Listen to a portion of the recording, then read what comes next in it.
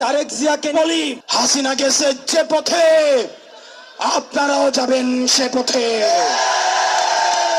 আপনারা কি চান আপনার বরিশালের প্রতিনিধি নির্বাচিত হবে কিন্তু তিনি থাকবেন লন্ডনে? সূর্য পশ্চিম দিকে উঠতে পারে, আসমান জমিনে নামতে পারে, কিন্তু এই নির্বাচন কমিশন দিয়ে গ্রহণযোগ্য নির্বাচন সম্ভব নয়।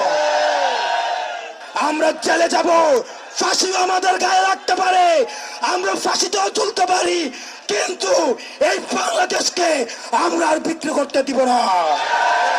1 জুলাই ঘুরে আরেক জুলাই না ঘুরতেই আমরা দেখছি চাঁদাবাজ বললে একটা দলের মন খারাপ হয়। আমরা যখন আগে ভোট চোর বলতাম তখন একটা দল মাইন্ড করত, এখন যখন আমরা চাঁদাবাজ বলি, টেন্ডারবাজ বলি, একটা দলের গায়ে লাগে। আমরা শুনতে পাই অনেকেই বলে, থাকতে যদি চাও জিন্দা দিতে হবে চান্দা। আপনারা দীর্ঘদিন জনগণ বিবর্তিত ছিলেন, আপনারা জনগণকে চিনেন না এখনো। গত 1.5 দশকে জনগণের মনস্তত্ত্ব পরিবর্তন হয়েছে, তারা আর কোনো গোলামি চায় না।